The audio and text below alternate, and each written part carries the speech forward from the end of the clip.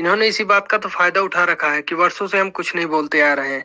जहां देखो हर स्टेट, पूरे ऑल इंडिया में हर जवान से लेके अफसर के साथ यही होते जा रहा है। जैसे हमारे ब्रिगेडियर साहब एक यूपी के, और एक कमांडो एनएसजी कमांडो बिहार का, और भी हाल ही में एक सीआरपीएफ जवान बिहार का। और रविंद्र सर, राम राम। कैसे हैं सर? कोई एक्शन नहीं हो रहा है अभी तक हमारे हिसाब से। सेना गर्त में जा रही है सर।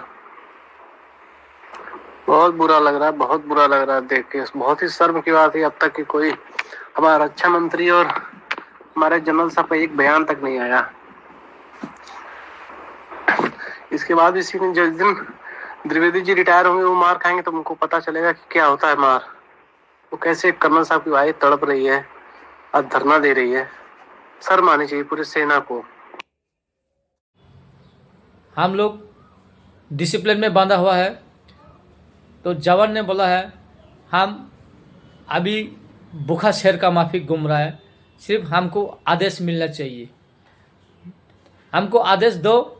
हमारा जो दिल्ली में बड़ा बड़ा अधिकार बैठा है जवान को, हम कहीं भी थाना को हमने बिल्कुल ऐसे तोड़ फोड़ करके भीन सिन करके इसको हम उखाड़ के फेंकने के लिए तैयार है जवान।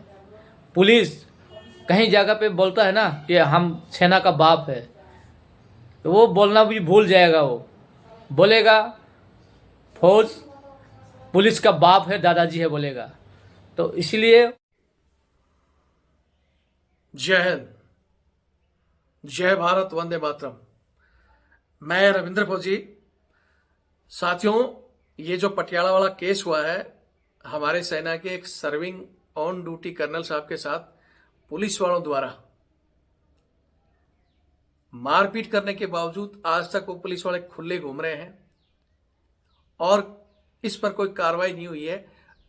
उसके ऊपर सेना के जवानों के कुछ ऑडियो और वीडियो आए हैं।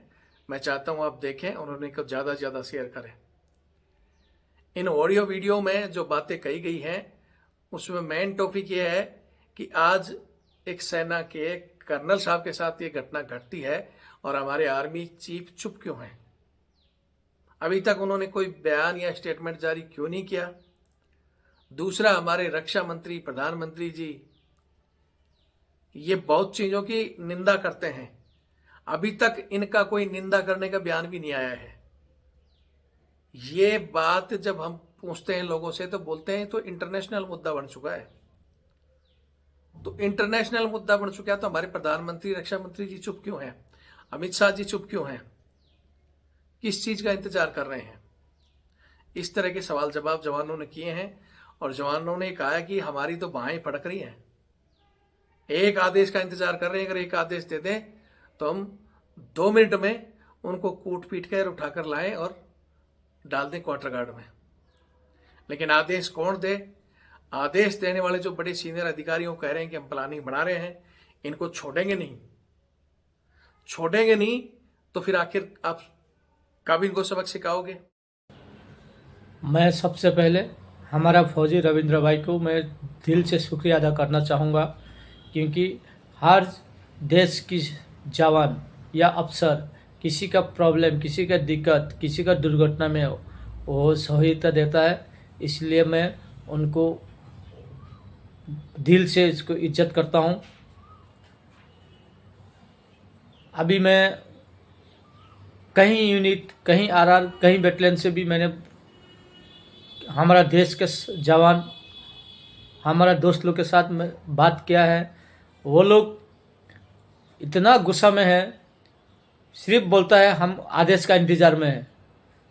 क्योंकि हम फौज में ऐसे है, सबसे हम डिसिप्लिन में हम लोग बांधा हुआ है।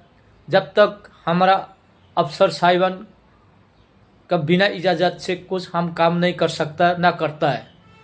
क्योंकि हम लोग डिसिप्लिन में बांधा हुआ है। तो जवान ने बोला है हम अभी भूखा शेर का माफिक घूम रहा है, सिर्फ हमको आदेश मिलना चाहिए। हमको आदेश दो।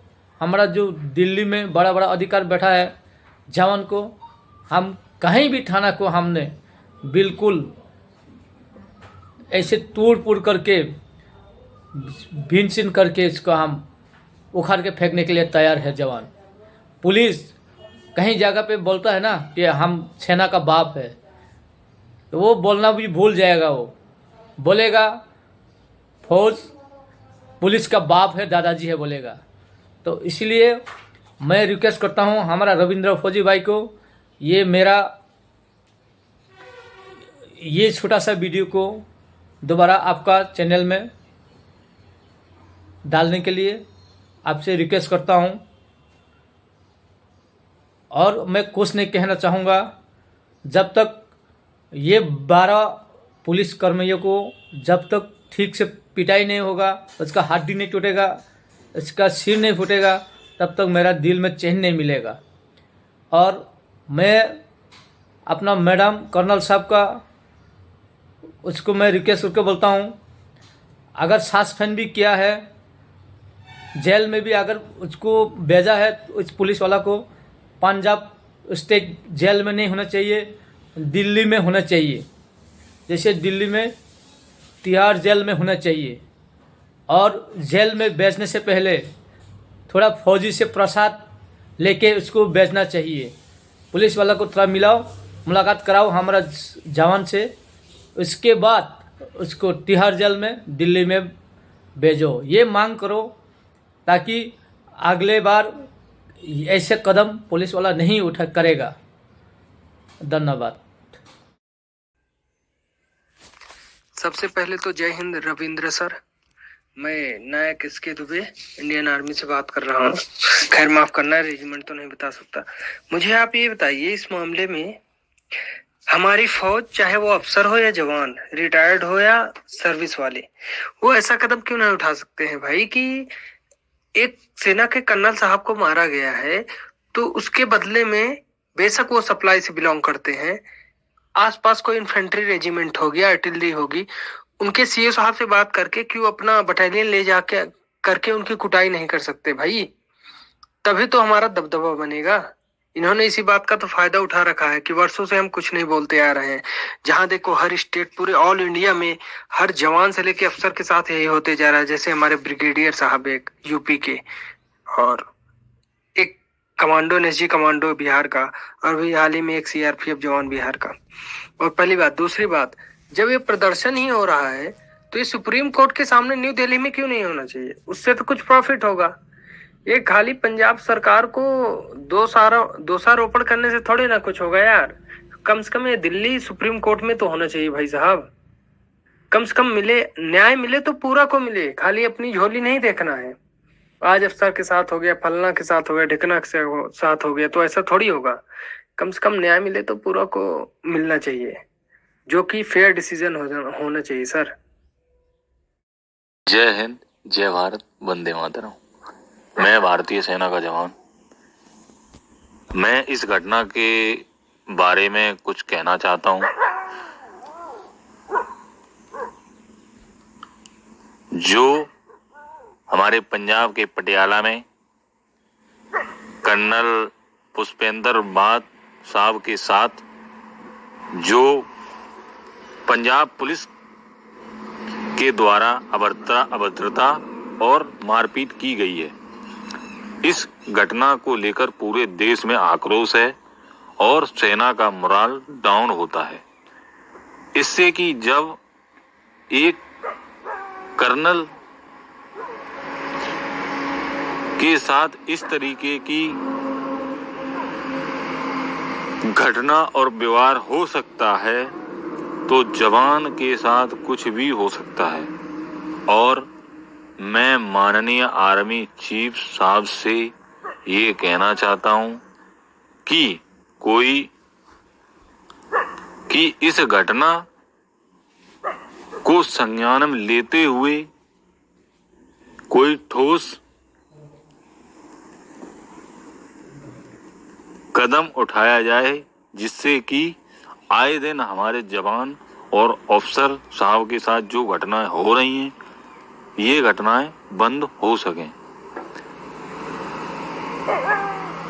और मैं एक बात और कहना चाहता हूं कि जो हमारे पड़ोसी मुल्क हैं, और ये बात जो है, ये जो घटना है, ये हमारी घटना इंटरनेशनल बन चुकी है। मतलब हमारे जो पड़ोसी देश हैं उनमें भी इस घटना की खबर जा चुकी है। और इस घटना के बारे में जब हमारे पड़ोसी देश, दुश्मन देश, उनको पता चलता है तो वो क्या इस घटना के बारे में क्या सोचते हैं?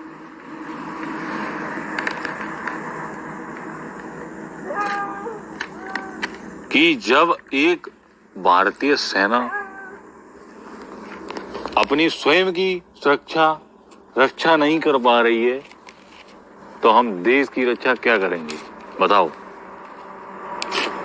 इसलिए माननीय हमारे जो रक्षा मंत्री जी हैं, उनसे निवेदन है कि इस घटना के बारे में बहुत ही जानना जरूरी है और इस घटना को संज्ञान में लेते हुए इस तरीके का कदम उठाया जाए जिससे कि भारतीय सेना का मोराल और मोटिवेशन अब हो सके। जय हिंद, जय भारत, वंदे मातरम। छोड़ेंगे नहीं तो फिर आखिर आप कब इनको सबक सिखाओगे? दूसरी तरफ कह रहे हो कि उसी टाइम मार देते तो मामला रफा दफा होता, हम और प्लानिंग कर रहे हैं। तो भैया कब प्लानिंग बढ़ाओगे? आपके अंदर बैठे जवान कह रहे हैं कि भाई कल हम भी छुट्टी जाएंगे, हमारे साथ भी इस तरह की घटना हो जाएगी, तो कौन लड़ेगा? कर्नल साहब की मैडम तो कम से कम इतनी हिम्मत कर रही है, लड़ रही है खुलेआम। कर्नल साहब की मैडम भी लड़ रही है, बहुत सारे हमारे एक्स सर्विसमैन भाई भी उनका साथ दे रहे हैं। तो उधर कल एक पुलिस का ऐसे ही ऑडियो वायरल हो गया, उनकी एसोसिएशन का जो कल मैंने ऑडियो डाला, आपने देखा होगा। वो कह रहे हैं कि हम भी अपने बंदों का साथ देंगे। कर्नल बाट ने रंग बिरंगी ऑडियो वीडियो डाली हैं, ये मामला ज्यादा उछालो मत, हम अपने जवान का साथ देंगे। तो हालांकि मैंने कल उसको जवाब दे दिया कि पहली बात तो अभी तक कर्नल बाट साहब का खुद का कोई स्टेटमेंट जारी नहीं हुआ है। लड़ाई लड़ रही है उनकी वाइफ और बाकी एक्स सर्विसमैन। और रही तुम्हारी यूनियन की बात, तो लेकर आ जाओ। और तुम्हारी यूनियन अगर इतनी, मैं तो कह रहा हूं कि अगर तुम इनका साथ देते हो तो उसके साथ साथ वो तो हरामजादे गधे हैं जिन्होंने पंजाब पुलिस को खुद को शर्मसार किया है। एक कर्नल साहब जो आई कार्ड दिखाते हैं कि I am Indian Army serving colonel, और उसके बाद वो हरामखोर कर्नल साहब को मारते हैं। और आज तुम इनका साथ देते हो तो तुम भी बिल्कुल गए गुजरे गधे हो। तुम्हारी यूनियन की अगर बैठक होती है तो ये सवाल जरूर खड़ा करना। तुम्हारे एसएसपी साहब कह चुके हैं कि वह हाँ गलत हुआ है, डीजीपी साहब कह चुके हैं कि गलत हुआ है, यहां तक कि ये खुद गिल्टी फील कर चुके हैं कि हमारे से गलती हुई है और माफी का हाथ पैर जोड़ने का वीडियो आ गया। ये कह रहे हैं कि जी हम हाथ पैर जोड़ लेंगे, पैर पकड़ लेंगे, थप्पड़ मारना है। कर्नल साहब की मैडम ने कहा कि उसी जगह आ जाओ, थप्पड़ मारेंगे। तो कह रहे थप्पड़ खाने के लिए भी तैयार है। इतना सब होने के बावजूद वो कौन सी यूनियन है भाई जो कह रही है कि हम इनका साथ देंगे? यूनियन का काम होता है अपने बंदों के सही काम के लिए, अगर उनके साथ गलती हो रही है तो साथ देना, ना कि ऐसे लोगों का साथ देना। तुम्हारी यूनियन है, तुम्हारा हम ये कर देंगे, फलाना कर देंगे। अरे हमारे अंदरूनी जो सैनिक बेचारे अभी शांति से बैठे हैं ना, मत उंगली करो, नहीं तो उनका उठाकर वो इलाज होगा जो तुम्हारी यूनियन गायब हो जाएंगी। कहाँ है तुम्हारी यूनियन? बोलने लायक नहीं रहेगी। या फिर पूरे देश को एक बार माहौल को पता कर लो कि पूरा देश क्या कह रहा है। आज पंजाब पुलिस की छवि को धूमिल किया है इन लोगों ने। हम भी कहते हैं बहुत अच्छी जो ड्यूटी कर रहे हैं वो बहुत बढ़िया काम कर रहे हैं, लेकिन इस तरह गंदे लोगों को बचाओगे तो तुम्हारी यूनियन पर भी लोग थूकेंगे। खुद डीजीपी साहब ने, मैंने कई आज न्यूज में देखा है कि भाई डीजीपी साहब ने खुद कहा है कि भाई ऐसे लोग सुधरो जो 4 दिन की नौकरी, मतलब 4 दिन की चांदनी कांस्टेबल हैं और चंडीगढ़ में मकान खरीद के बैठे हैं। एसएचओ हैं जिनके 8-8, 10-10 प्लाट हैं, बड़ी बड़ी गाड़ियों में घूम रहे हैं। कहां से आ रही है दौलत? उस चीज को रोको ना। सबको पता है कि कहां से थानों में बंदी जा रही है, कहां से रेडी रिक्शा से मार मार कर पैसा वसूली किया जा रहा है।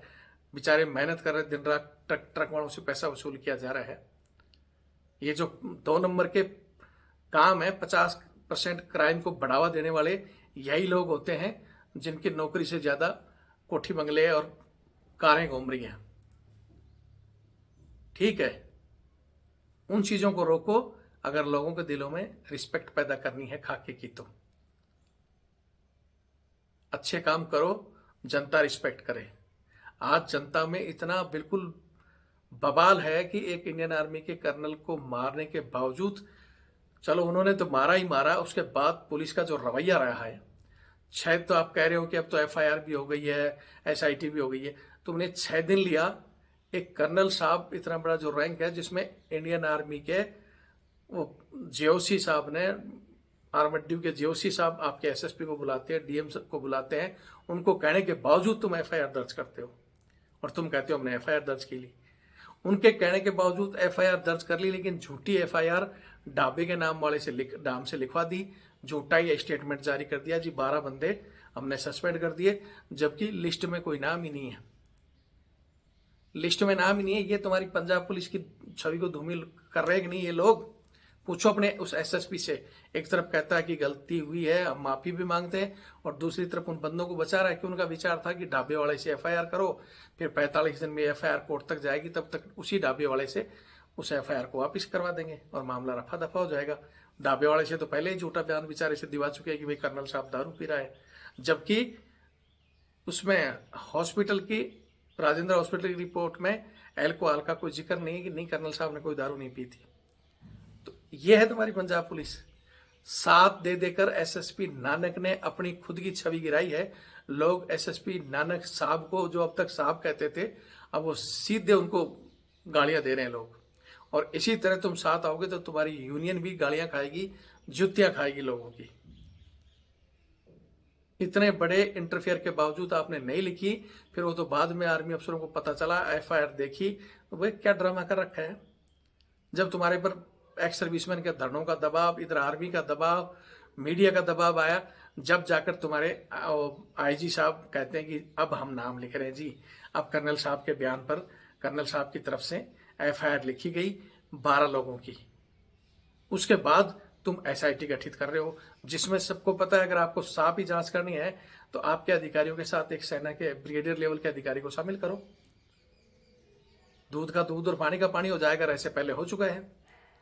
लेकिन अभी भी तुम ड्रामा कर रहे हो, अभी भी तुम आरोपी लगा रहे हो, धमकियां दे रहे हो, यूनियन को धमकी दे रहे हो, कर्नल साहब को धमकी दे रहे हो। तुम क्या धमकी दे सकते हो? तुम्हारा और उनका इलाज एक मिनट का खेल है। अगर सेना एक्शन ले लेगी तो तुम्हारे मुंह से जबान तक नहीं निकल पाएगी।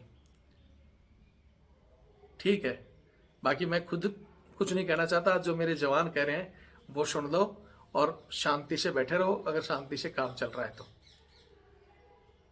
जो घुमाए जा रहे हो ना, इससे तुम्हारी छवि और धूमिल होती जा रही है। बाकी वीडियो देखें और शेयर करें। जय हिंद, जय भारत, वंदे मातरम।